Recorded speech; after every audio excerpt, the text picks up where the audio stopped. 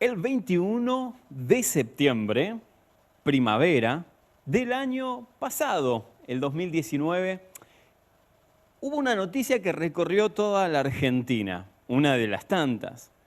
Se dijo de alguna manera o se difusionó la noticia de que encontraron a una pareja y al papá de ella que yacían muertos en su casa. Los forenses dijeron que el diagnóstico era la muerte silenciosa, o el asesino silencioso, mejor dicho. Para los que conocen, ya saben de lo que estoy hablando, y para los que no saben, el asesino silencioso es aquel monóxido de carbono que cuando una estufa deja de funcionar, el gas sigue saliendo sin combustión y entonces acaba por entrar por los torrentes sanguíneos, haciendo que el oxígeno natural se vaya y hace que esto comience a detener cada órgano del cuerpo, haciendo así que la persona muera.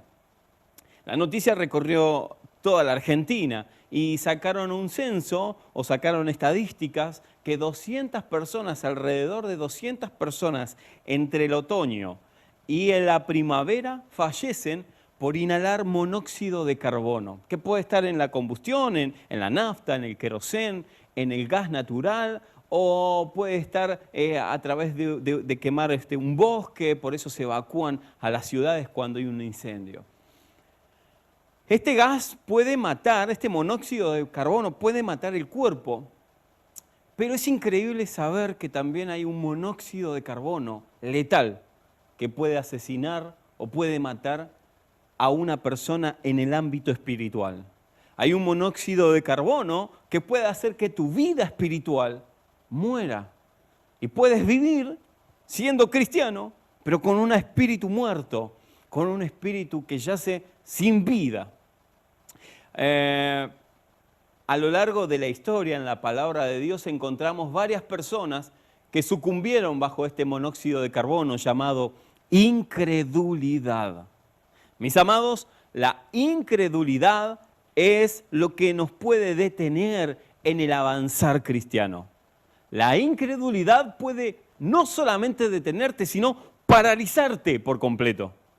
Cuando alguien que es cristiano es incrédulo, puede por terminar fracasando en los propósitos divinos.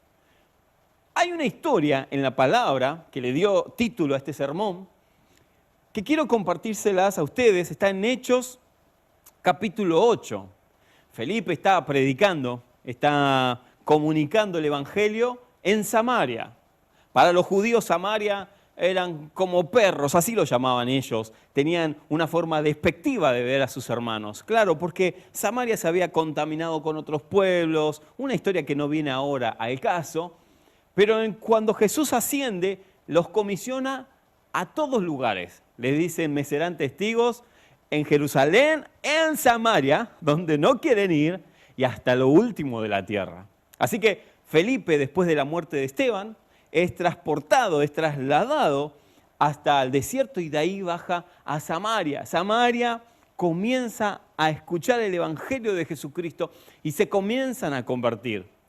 Pero había un ser, una persona, que estaba habituado a trabajar con trucos de magia.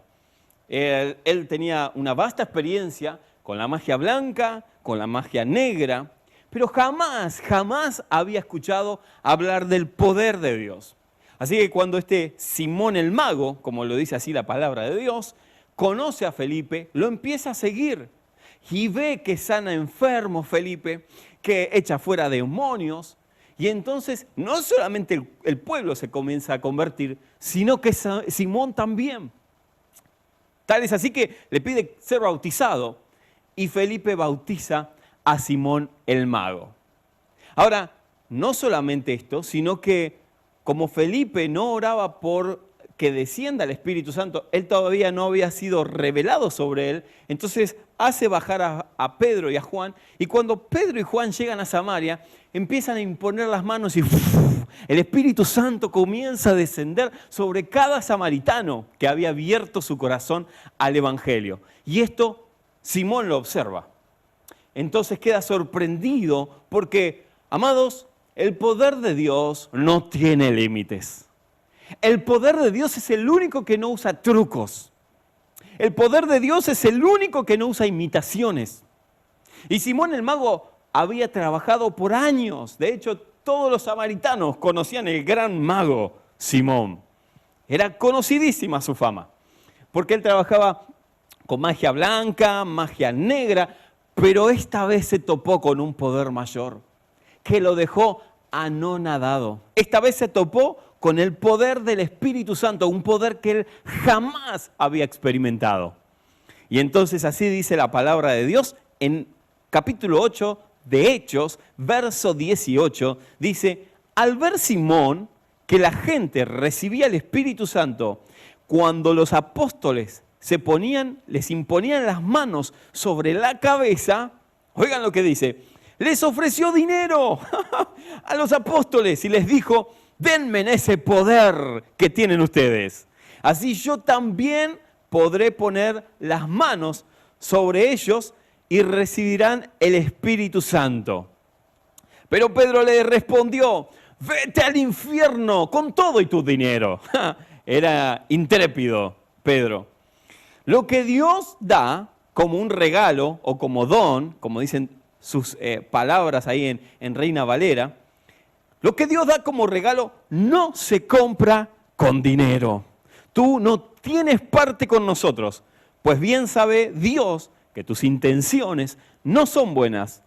Si le pides perdón a Dios de tus malas intenciones, tal vez Él te perdone. Amados, ¿cuán intoxicado puede estar una persona, intoxicado de incredulidad, no hablo, para querer comprar el don de Dios, para querer comprar un talento de Dios? Porque algunos creen que manipulando o haciendo algún truco desde un púlpito pueden convencer a las personas y que Dios mira para otro lado. ¿Por qué a veces usamos los púlpitos para manipular a las personas, haciendo que se acerquen a una cruz incorrecta y no llevándolas al verdadero madero? ¿Por qué algunos ministros consideran que los milagros de Dios están bajo un pacto? Y dicen y predican: si usted viene y necesita sanidad, venga, haga un pacto con Dios. Y Dios está obligado a darle el milagro. O pacte con Dios por una casa. Y venga y pacte a Dios y dele dinero y Dios entonces le dará una casa. Porque ese espíritu de Simón, ese espíritu de magia, a veces hace encantar a las personas, pero no las termina convenciendo con el verdadero poder del Evangelio. Cuán infectada de incredulidad, cuánto oxígeno drenado mal, cuánto monóxido de carbono de incredulidad puede tener una persona que tapa, opaca, hasta entierra el talento que Dios le dio y lo transforma en un acting de magia.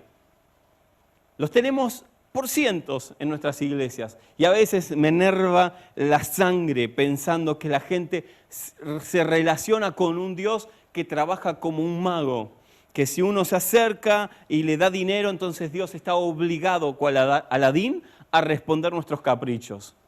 Mientras que acá Simón, el mago, le queda bien claro que los dones y los talentos no se compran con dinero. Tus habilidades dentro tuyo no se compran con dinero. No se tranza. Lo que Dios te dio, lo que Dios entregó en tu corazón, no se puede adquirir con dinero. Los dones no los puedo pactar para que Dios me dé dones. O te los da o no los tienes. Pero no hay puntos medios. No hay transacciones divinas.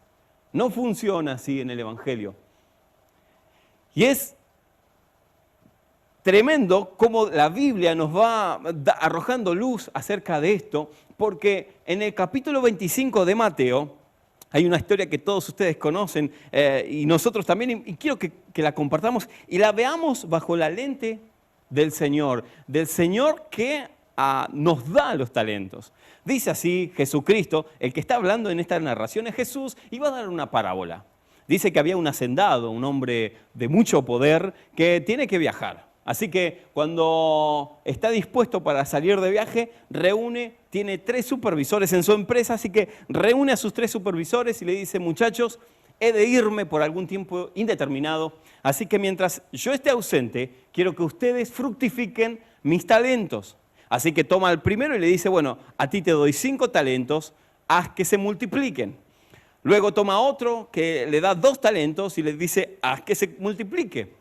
Luego toma otro y le da 1 talento y le dice, haz que se multiplique. Así que le da a los 3 supervisores los talentos y él se va. Al cabo de un tiempo vuelve y se vuelve a juntar con sus supervisores y les dice, ¿pudieron multiplicar? Así que en esa reunión de la oficina, con algún café medio mañanero como el que estás tomando ahora, se junta con sus 3 supervisores y el que tenía 5 dice, señor mío, amo mío, usted me ha dado 5, ¿se acuerda? Y he logrado transformarlos en 5 más, así que tome, acá están 10 talentos para usted, se lo merece, usted ha confiado en mí. Así que el amo, maravillado, lo abraza y le dice, buen siervo, has hecho muy bien con lo que te di. Pasa el segundo dice, amo, no llegué a 10, pero he multiplicado, he duplicado lo que tú me has dado. Así que tú me has dado 2 talentos, te devuelvo 4. Muy buen siervo, le dice el amo. Así que lo abraza y pasa el último. El último medio nervioso, ¿vieron cómo nos ponemos cuando, decía la semana pasada, cuando tu esposa te dice, me dijiste que venías a las 11 y viniste a las 3 de la tarde, ¿qué pasó en el medio? Entonces cuando te pones así nervioso, le dice, ¿qué hiciste tú? A ver, cuéntame. Entonces el supervisor le dice, mira, he tenido miedo y he enterrado tu talento porque sé que sos severo, amo. Sé que tú eres severo, que siembras donde no ciegas. Así que tuve temor, tuve miedo y enterré mi talento en tierra, pero no lo perdí. Ni siquiera me lo robaron. Acá está. Y se lo devuelve. Y el amo se fastidia muchísimo y le dice estas palabras. Si tú sabías que era severo, ¿por qué entonces no lo llevaste al banco? Que en el banco por lo menos tú podrías tener intereses y me devolverías los intereses. Así que dice, sáquenlo de mi oficina, échenlo afuera de mi presencia. Lo que noto es que lo que le dice la persona en el 25 o 25, este supervisor medio negligente, es que tuvo miedo y lo enterró en tierra. Este dato, dicho de la boca de Jesús, no es para pasarlo por alto. Este dato que nos está arrojando es tremendo porque, amados, en Génesis 2:7 dice que el ser humano fue hecho del polvo de la tierra. En otras palabras, lo que hizo este supervisor es que lo enterró dentro de sí. Lo enterró en sí mismo. Su amo le dio un talento y en vez de fructificar ese talento, multiplicarlo, lo escondió. Es increíble lo que el temor hace con nosotros. Es increíble cómo el temor nos detiene. Cuando estamos llenos de incredulidad, cuando ese monóxido de carbono entra sobre nuestras arterias espirituales, nos detiene. Y como este siervo negligente hace que enterremos nuestros dones y nuestros talentos. Algunos del otro lado pueden decir, bueno, pero es que yo sé que Dios me dio dones, me dio talentos, pero es que tengo miedo de no hacer la voluntad de Dios, que es algo muy recurrente entre los cristianos. Un poco, y discúlpenme que afecte a la sensibilidad de algunos, pero un poco absurdo es esa frase, ¿no? Parece muy santa, no voy a hacer nada hasta que Dios no me lo diga. Parece muy santa, suena reverente, pero es miedo. Es miedo. Es temor a no fructificar.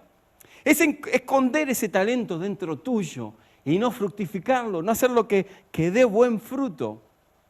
Porque el miedo nos detiene. El miedo al que dirán, el miedo al fracaso, el miedo a, ¿y si lo intento y no sale? ¿Y si creo que fue una visión mía y no era de Dios? ¿Y si creo que era un sueño mío y no era de Dios? Y dice la palabra que lo entierra. Y yo me acuerdo que cuando era adolescente me encantaba ir al cementerio. Sé que es sórdido lo que digo, pero me encantaba ir al cementerio, iba con mi bicicleta y me acuerdo que me encantaba recorrer las calles. Nosotros al lado, trabajábamos con los jóvenes, al lado del cementerio de Lanús había una localidad donde nosotros trabajábamos muchísimo en ese barrio. Y cuando salía de visitar a los jóvenes y de tomar algún mate, me acuerdo que pasaba por el cementerio. Podía dar la vuelta, pero a mí me encantaba ir por el medio del cementerio y ver las lápidas. Qué hermoso, ¿no? Lo que les digo, pero no sé, era de adolescente, no sé. Me acuerdo que leía las inscripciones, habían algunas que eran gloriosas. Gracias, papá, por hacerme de Boca. ¡Ah, qué grandes esas inscripciones! Y habían otras que eran más tupidas, más frías. Hice lo que pude, me entregué por el trabajo, pero literal, no les estoy mintiendo. Y una vuelta leo un libro de Miles Monroe, que bueno, ya yace en el cielo, y él escribe acerca de que el lugar más tenebroso, más frío y más déspota del universo es el cementerio, porque ahí yacen los sueños no cumplidos, los matrimonios que nunca se formaron, porque él nunca quiso decirle que la amaba, los libros que nunca se escribieron porque su autor ha fallecido y no se ha inspirado, o mejor dicho, no lo ha intentado, que es diferente. Canciones que no se escribieron, iglesias que no se fundaron, pastores que no se levantaron, líderes que no se arriesgaron, poemas que nunca se escribieron. Están ahí, 2 metros bajo tierra, enterrados. Pero, mis amados, no discrepo con Miles Monroe porque realmente es así, pero creo que hay un lugar totalmente más frío.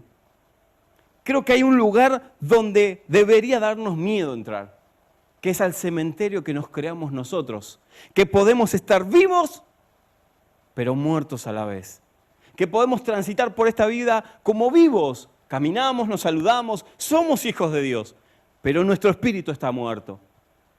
Y en ese cementerio, en la tierra de nuestro corazón, lo peor que una persona puede hacer es alinearse a este mal siervo y enterrarlo hasta que venga el amo. Porque, damas y caballeros, dentro de un tiempo vendrá Jesucristo y tendremos que dar cuentas acerca de los talentos que Él nos ha entregado. Y no le podremos decir, ay, Señor, es que tenía miedo, es que no sabía si era tu voluntad realmente. Porque todo lo que está en vos te lo entregó Dios. No nace con vos porque sí. Él te diseñó. ¿Se acuerdan la semana pasada? Él te formó. Y si Él te formó antes de que nacieras, aquí no sabe quién te dio ese talento, esos dones. Fue Él, fue tu creador. Por eso digo de alguna manera que el lugar más tétrico que tiene una persona es dentro de sí, su propio cementerio, donde alberga los talentos y los dones que tendríamos que tener fructificando para cuando venga nuestro amo, y los tenemos enterrados por el miedo al que dirán, por el miedo a arriesgarnos, por el miedo a ir en contra del sistema. ¡Ja! Muchas veces no nos arriesgamos por no ir en contra del sistema, pero por no ir en contra del sistema terminamos escondiendo el talento y terminamos yendo en contra de la voluntad de Dios. Y esto de la voluntad de Dios, siempre lo repito, me hace tanto ruido. Las generaciones hemos sido muchas veces tapadas con la frase, hay que ver si es la voluntad de Dios. Y no nos arriesgamos. Y no damos vuelta al mundo para Cristo, porque estamos atascados, atrapados, llenos de temor. Y como dije, el temor puede detenernos. Puede hacer que muera ese fruto, ese talento, ese don que Dios te dio. Lo tenemos enterrados muchas veces. Ahora,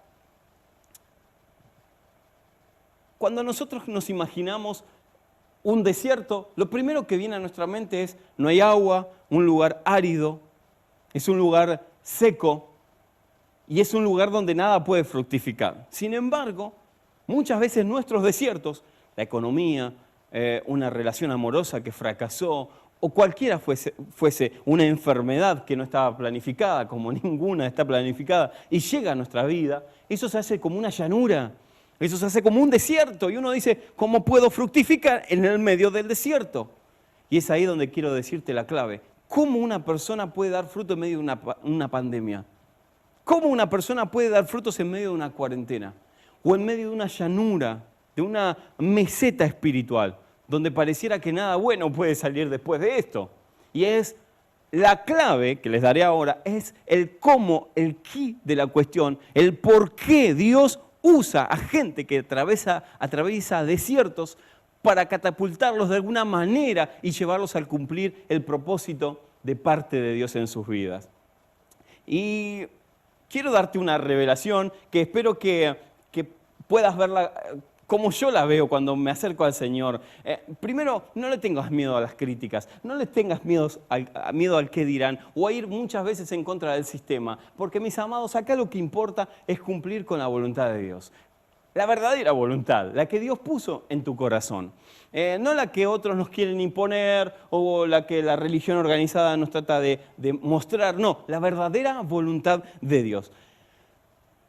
Y la revelación, de alguna manera, que te quiero decir, esto, quién sabe, a tu corazón traiga paz, pero a otros no les va a dar paz. Y hablo de que dependiendo de cómo tú te relaciones con Dios o cómo tú mires a Dios, es como Dios se revelará a ti. Lo voy a decir de nuevo. Dependiendo la visión que tú tengas de Dios, es como Dios se manifestará a tu vida.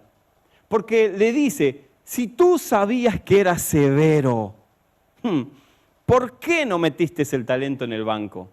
Mira, no se lo niega a Jesús. No le dice, bueno, no soy tan severo. No, se enojó el amo. Ahora la pregunta es, ¿por qué los otros dos fructificaron? ¿Por qué los otros dos pudieron fructificar y el tercero no? ¿Por qué 2 contra 1? Miren la óptica de los otros dos. Los otros dos habrán dicho, bueno, nuestro amo se fue, así que vamos a poner manos en la obra. Fueron, intentaron, fracasaron, pero luego lo siguieron intentaron hasta que pudieron fructificar su talento. Y una persona que fructifica, oigan lo que voy a decir, es una persona que se siente confiado, que la persona, su amo, le inspira confianza. Cuando tu amo inspira confianza, entonces tú fructificas. Está en tu ADN. Porque, ¿cómo habrán visto estos dos que fructificaron a su amo? Yo quiero pensar que lo vieron como una persona que ama, como una persona que da oportunidades. Ellos se habrán planteado, y si nos va mal y perdemos todo, y el otro le habrá dicho, y bueno, pero si sabes, conoces a nuestro amo, que él no va a tener problema, que él no nos va a condenar, él nos va a abrazar, él quiere que nosotros demos fruto, que fructifiquemos sus talentos, así que vamos a intentarlo. Y como tenían esa confianza de su amo, que no los rechazaría su amo, aunque les vaya mal, lo intentaron con todas sus fuerzas y se multiplicó. Pero miren el tercero. La óptica del tercero era diferente. Yo sé que tú eres severo. Y entonces el amo le dijo, como sabías que era severo, entonces seré severo contigo. Entonces la óptica que tú tengas de Dios es la misma que se va a manifestar sobre tu vida. Y no estoy hablando de hacerte a Dios a una imagen tuya propia. Oigan, no estoy diciendo eso. Pero sí estoy diciendo que de la manera que tú te relaciones con Dios, es como Él se va a relacionar contigo. Si tú lo ves como un Dios severo, Él va a ser severo. Porque en otras palabras, con la misma vara que midas, serás ¿qué? Medido. Esto trae paz. ¿Vieron? Les dije, eso trae paz a tu vida y va a fastidiar a otros. Pero no importa. Quiera Dios que estés entre los dos que fructifican. Que esta palabra hoy te despierte y si estabas escondiendo ahí medio un talento, lo saques de la tierra. Lo saques del cementerio. Porque en este tiempo de pandemia debemos dar frutos. Y frutos hasta que sobre y abunde para nuestro Señor. Ahora, no es solamente eso lo que quiero decir. Es que muchas veces nos dan, tenés que ver toda la gama de parte de Dios. Tienes que ver toda la gama de la divinidad. Y entonces nos enseñan esto. Dios es amor, pero fuego consumidor. Dios es misericordioso, pero es un juez justo. Y entonces, con eso lo que nos tratan de hacer es ver a Dios, a un Dios que, ojo si pecas, ojo que si pecas, Él está con un rayo subido arriba de su trono, está esperando a ver quién falla y ¡fum! Le manda un rayo para fulminarlo.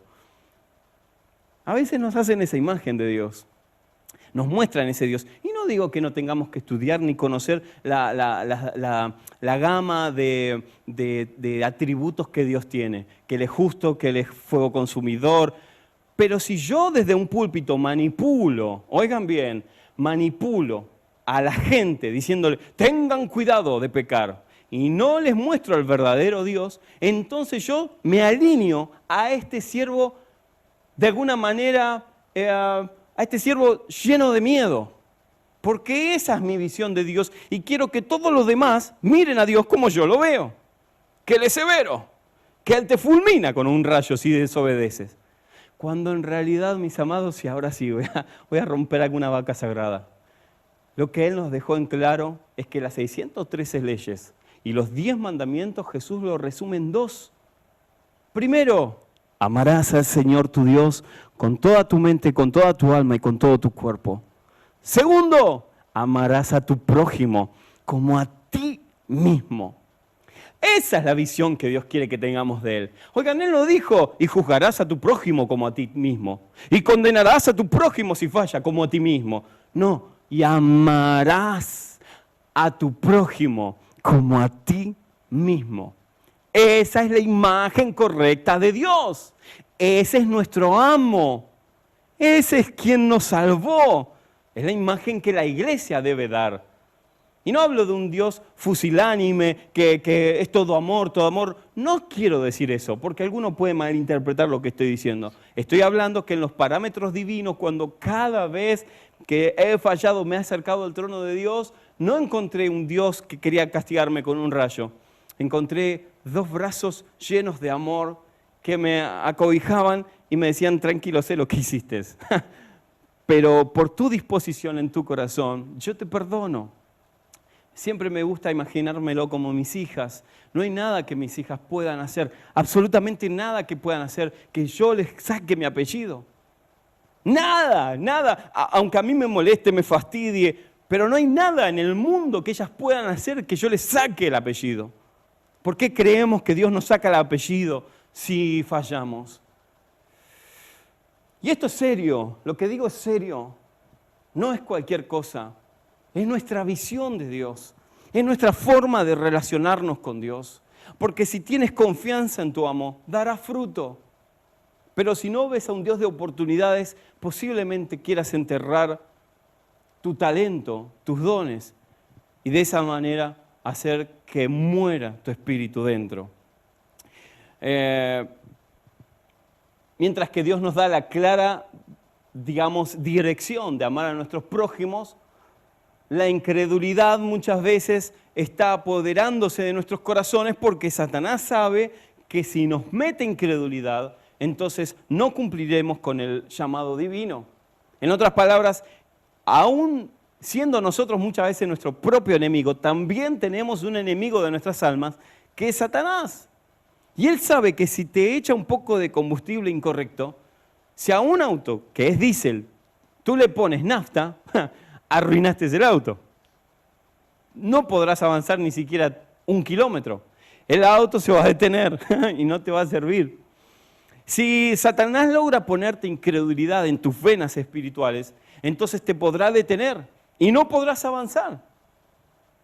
Entonces Él lo sabe, y Él sabe que si logra inyectarte incredulidad, entonces detiene el avanzar de tu persona. ¿Se acuerdan esa historia que nos narra la palabra verídica, donde Jesús está bajando de la montaña?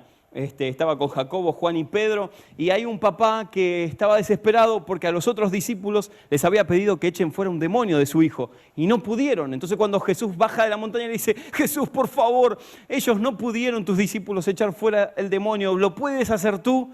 Y Jesús se fastidia con los discípulos, dice, ¿hasta cuándo he de estar con ustedes? Generación incrédula.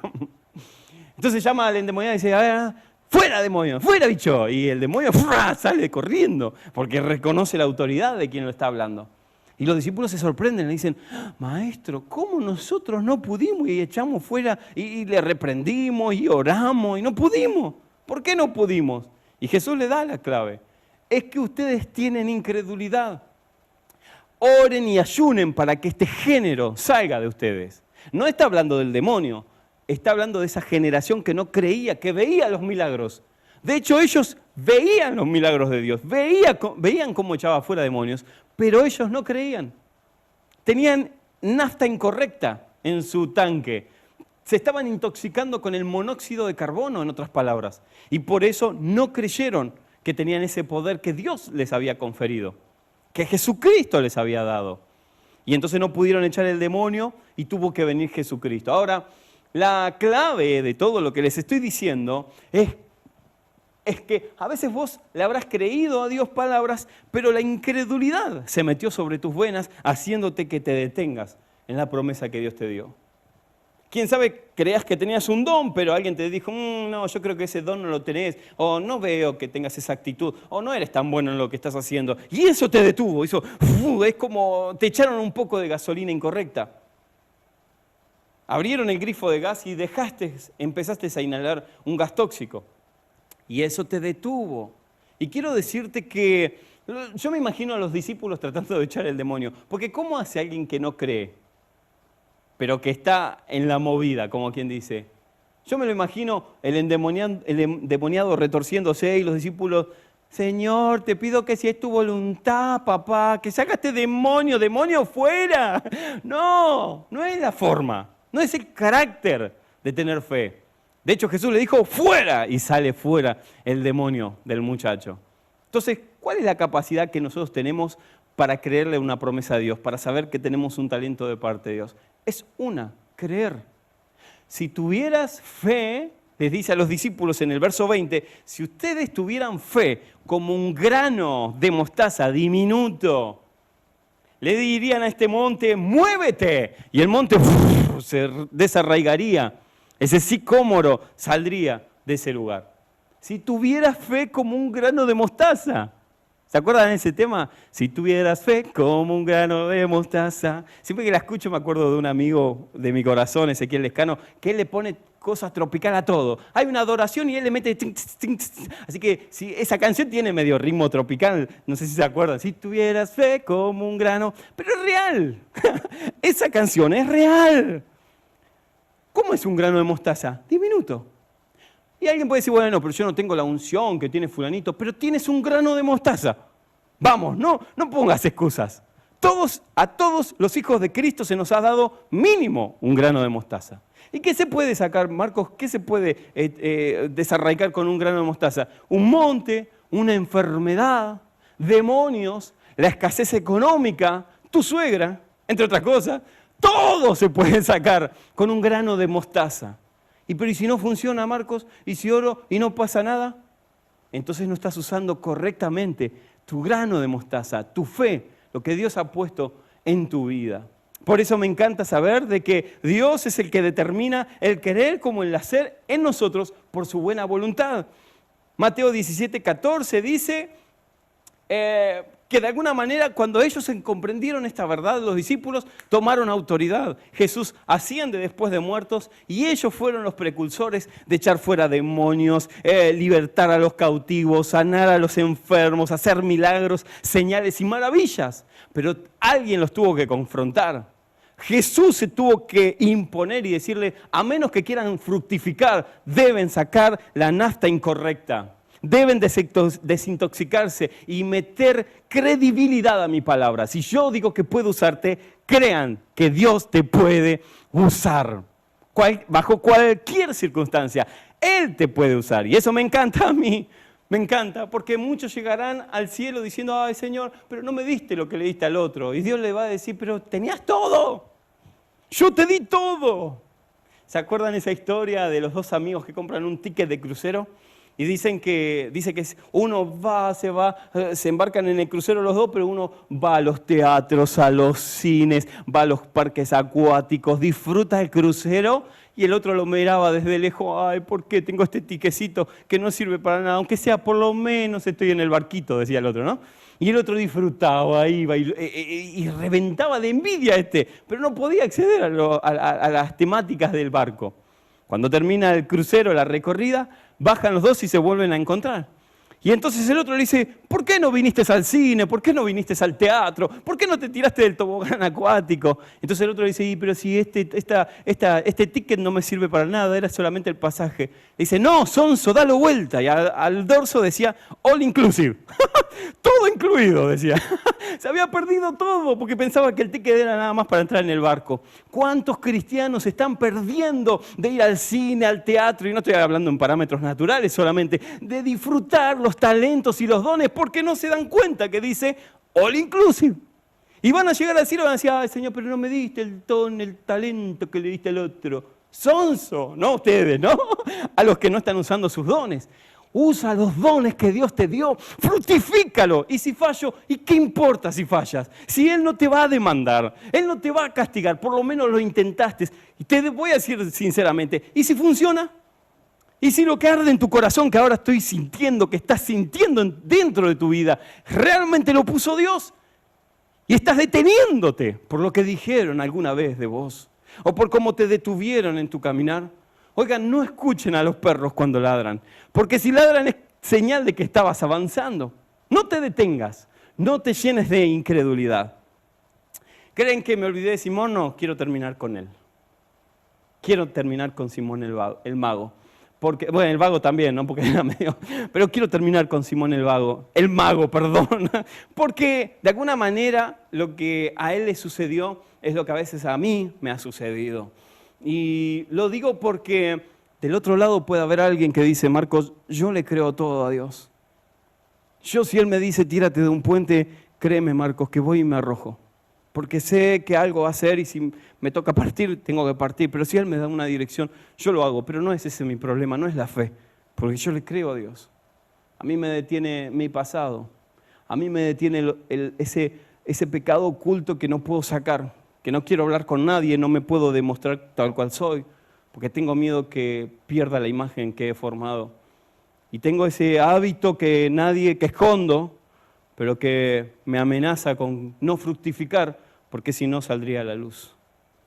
Y eso es lo que me detiene a mí. Dije que quiero terminar con Simón el mago, por una razón muy obvia. Este es el texto último que quiero leer. Dice, el capítulo 8, verso 24, Simón les suplicó. O puedes leer en tu Biblia. Simón les suplicó. Por favor, pídanle a Dios que me perdone para que no me vaya al infierno. Oigan, les suplicó. En lo largo de mi vida, de mis 34 años, he escuchado predicaciones tales como que y Simón el mago pereció en el infierno con su dinero. Y Simón el mago terminó ardiendo entre las llamas por amor al dinero. Pero aquí tenemos, de alguna manera, un final abierto. Ni en tu Biblia, ni en mi Biblia se escribe el final. Y cuando un final queda abierto me encanta a mí, porque es como una película que no tiene fin, como la historia sin fin, como una historia que no tiene fin y que está labrado a tu imaginación, a que tú le des el fin. Siempre escuché sermones así, pero a mí me gusta pensar que es diferente el final. Que Simón tuvo esta actitud y cuando Pedro y Juan vieron esa actitud le dijeron, bien Simón, has entendido la clave. Te recordaste de tu antepasado David, que él cuando fue desnudado en su pecado se tiró a los pies de Dios y le dijo, te suplico me perdones. No me importa perder reino, no me importa perder cetro, no me importa perder nada, no pierdo tu presencia. Lo único que te pido y te suplico es que por esto que acabo de hacer no pierda tu presencia. Y todos conocemos la historia de David. Qué similitud que encuentro con Simón, porque Simón tuvo la misma disposición. Por favor, le dijo a Pedro y a Juan, oren por mí. Y me encanta esto, y me encanta ese final, porque lo veo luego de un año a Simón orando por enfermos y sanando, veo a Simón echando fuera demonios, y por sobre todo, veo imponiendo manos y recibiendo al Espíritu Santo por medio de Simón. Ya no es más el mago. Ahora es Simón el evangelista. Simón el que fructificó sus talentos y sus dones. ¿Y por qué lo digo? Porque muchas veces estuve como Simón.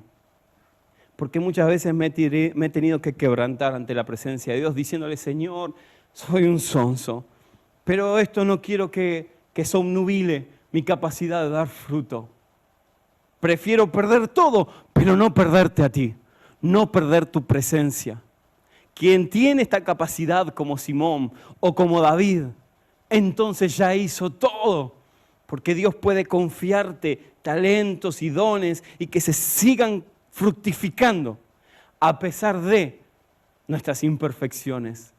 Nunca esperes, escuchen, nunca esperes a ser santo para servir al Señor. Nunca esperes a ser digno para seguirlo o dar fruto.